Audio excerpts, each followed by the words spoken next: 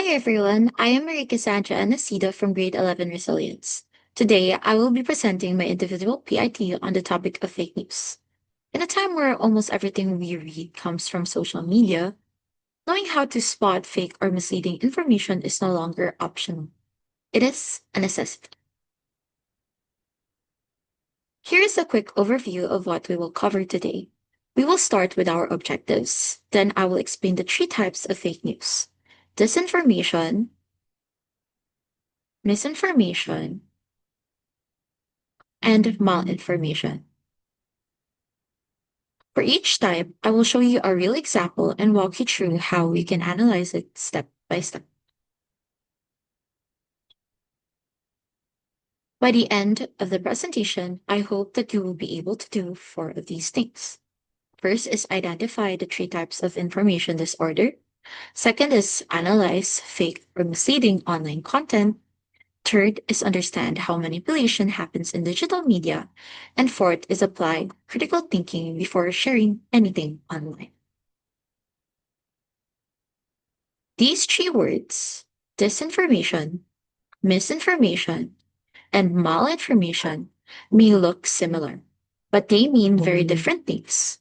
Each one has its own characteristics, its own intent, and its own level of danger. By the end of this presentation, you will be able to tell them apart. This presentation will also demonstrate how we can analyze fake or misleading information using tools that are actually available to all of us. We have fact-checking websites, reverse image search, source comparison, and critical reading of online content. These are practical skills you can use right now. So let us begin. When we talk about fake news, we are really talking about what researchers call information disorder. It is broken down into three categories: the mis, dis, and mal information. Each one differs based on whether the content is true or false, and whether there was intent to harm. Now, let me clearly define each one before we dive into the examples. We now know the three different types of information disorder. Let's first start with disinformation.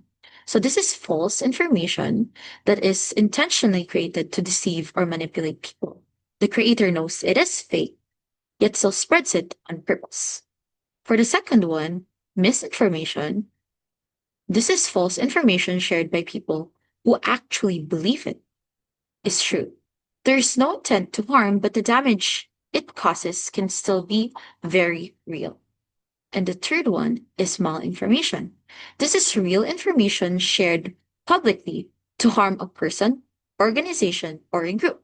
What makes this dangerous is that the facts are true, but the intent behind sharing them is malicious.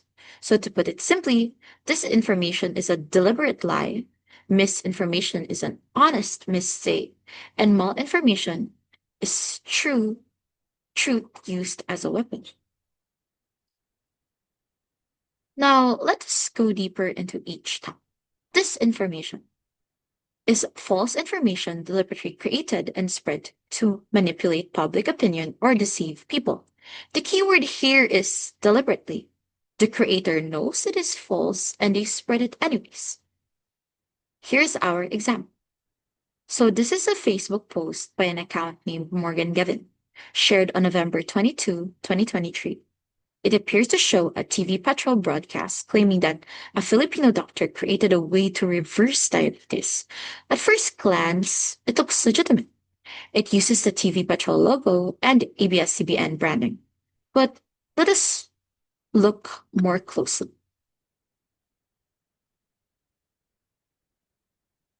Let's check the URL. The first thing we ask is this a legitimate domain? The URL in the post is prgdiabet.xiaoleoxiao.com. Now, does that belong to ABS-CBN? Absolutely not. Real ABS-CBN domains are newsabscbn.com and patrol.ph only. A foreign A foreign subdomain like xiaoliyuxiao.com is a Chinese registered domain with zero connection to ABS-CBN. This type of domain is a classic impersonator site used to harvest personal data or sell fake products. So right here, we already have a major red flag.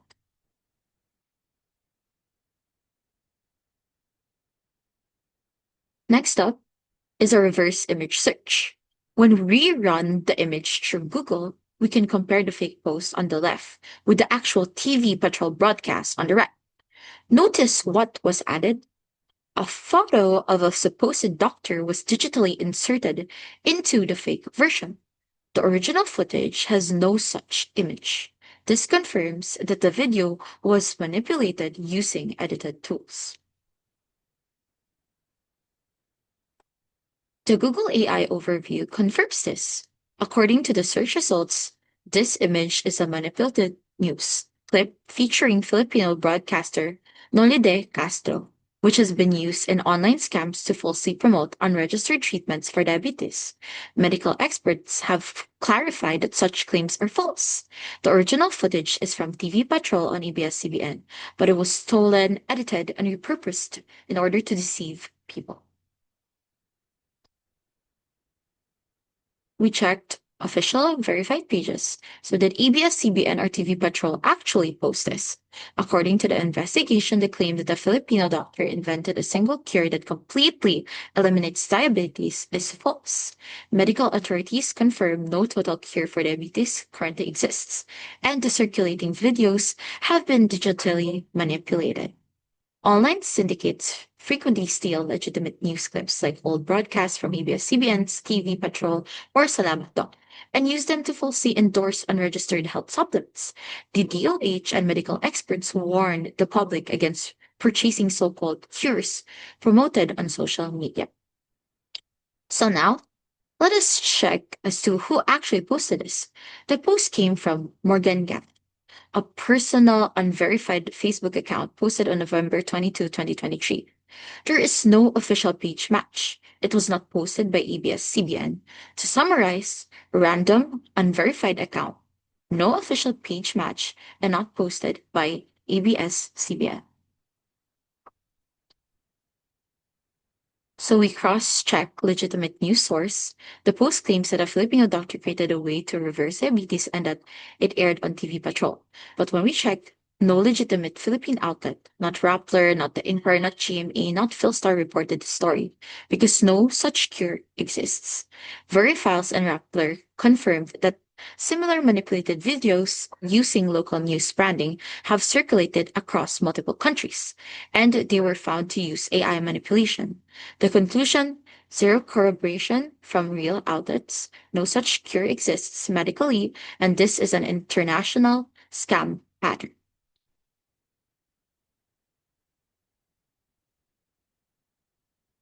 So now, to summarize our disinformation analysis, this post deliberately combines stolen legitimate media, branding from TV Patrol and Kapamilya, a foreign impersonator, URL, a vulnerable target audience, people with diabetes, and an AI manipulated video to deceive people into clicking a malicious link.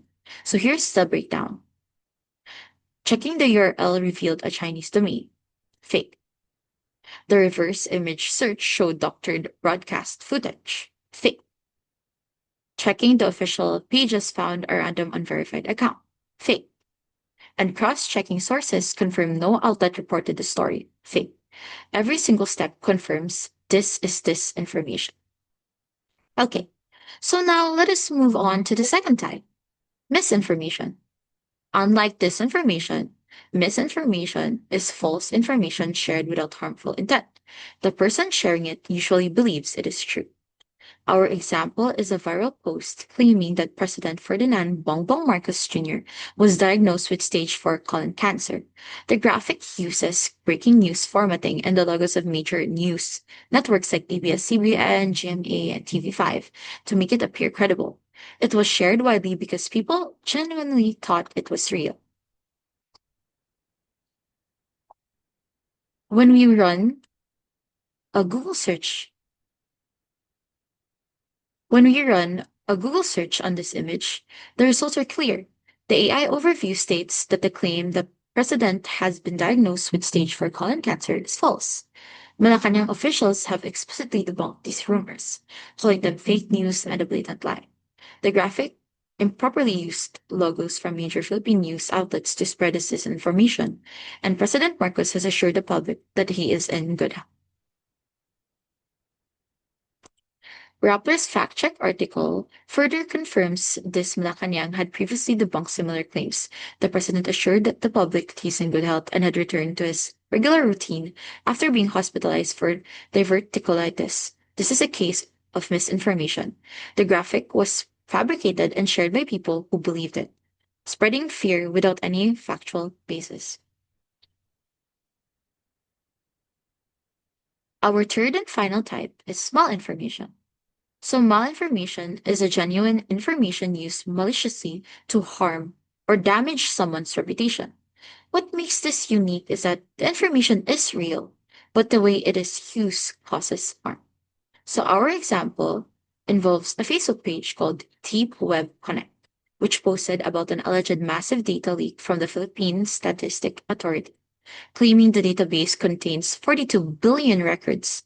The post was dated October 8, 2023. So now let us analyze this. The post presents itself as a credible expose. It uses alarming language like massive data leak and cites someone called the professor as the author. But when investigate, Deep Web Connect is simply a Facebook page. It has no PCAB press accreditation, no editor, and no physical address. The professor is an anonymous alias and not a real journalist. So, not a registered news outlet, anonymous authorship, and no editorial accountability. Even if some data in the post is real, it was released in a way designed to cause public panic and damage the reputation of a government institution.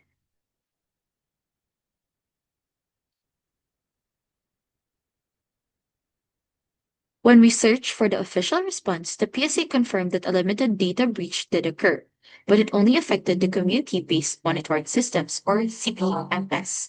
The Philippine Identification Systems and Civil Registration System were not affected.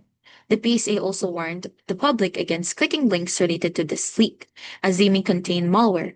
Their data breach response team was activated and coordinated with the National Privacy Commission. So, yes, a breach happened, but the post exaggerated its scale, used anonymous sources, and spread it in a way that caused unnecessary panic.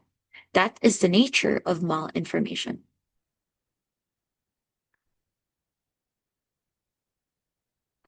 And to further confirm our analysis, here's the official statement posted directly by the Philippine Statistic Authority on October 11, 2023.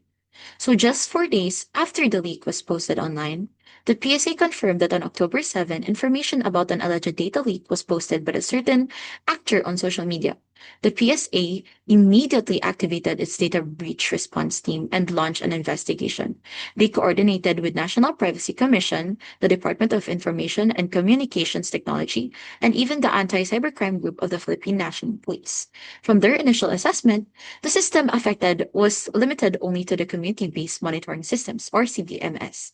The PSA also confirmed that the Philippine Identification Systems and the Civil Registration System were not affected. Most importantly, the PSA warned the public that social media posts with the alleged sample data includes links that contain malware, meaning clicking those links could put your device and your personal information at risks. So, what does this tell us? The data breach was real, but it was limited. DeepWeb Connect took that real event, exaggerated it to 42 billion records, used an anonymous source, and spread it without context, all of which caused widespread panic that was far beyond what the actual situation was. That is exactly what malinformation does. It takes truth and twists it into a weapon. So let us now proceed to the analysis. So the first claim states that 42 billion records were leaked. To evaluate this, we apply a simple mathematical check. The Philippines had an estimated population of approximately 115 million people in 2023. If we divide 42 billion records by 115 million individuals, that yields roughly 365 records per person. For a national ID registry, this figure is statistically and logistically impossible. Therefore, the verdict on this claim is clear. It is mathematically unattainable. Moving on to the second claim that the full database was leaked, we find an internally contradiction within the post itself. The title of the post explicitly refers to a sample record database, yet simultaneously asserts that the entirety of the PSA database had been compromised. A claim cannot be both a sample and a complete dataset. The post, therefore, contradicts itself within its own headline. And the third claim attempts to link the PSA issue to the PhilHealth ransomware attack of September 2023. However, it is important to establish that these are two entirely separate incidents involving two distinct government agencies. Conflating these events without evidentiary basis serves only to amplify perceived danger and misleads the public. So, based on our systematic examination of the three claims, we arrive to the following verdict. This constitutes malinformation. So, it is important to clarify the distinction here. A PSA database breach did occur, and that is the kernel of truth upon which this post is built. However, the post weaponizes that real event through several manipulative techniques. It inflates the scale by a factor of 365, strips the incident of its proper context, relies on an anonymous and unaccountable source, and frames the narrative using emotionally charged language deliberately designed to discourage verification. The indicator that defines this is malinformation are as follows.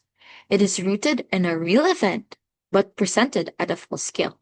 It draws from an unverified source. It contains self-contradicting claims. It employs emotional manipulation through words, and it renders cross-verification virtually impossible. This case demonstrates how misinformation need not be entirely fabricated. Even a partial truth, when distorted and weaponized, can cause significant harm to public understanding and trust. In conclusion, this analysis underscores the critical importance of media and information literacy. In today's digital landscape, as we have demonstrated, not all misinformation is outright fabrication. Malinformation, the deliberate distortion of factual events, poses an equally significant threat precisely because it carries a degree of truth that makes it more convincing and harder to detect. We, as informed citizens and member of an academic community, bear the responsibility to question, verify, and contextualize the information we encounter and share. By applying analytical frameworks such as mathematical plausibility checks, source verification, and cross-referencing, we equip ourselves to distinguish facts from manipulative narratives. Let this case serve as a reminder. Critical thinking is our strongest defense against the spread of fake news. Thank you.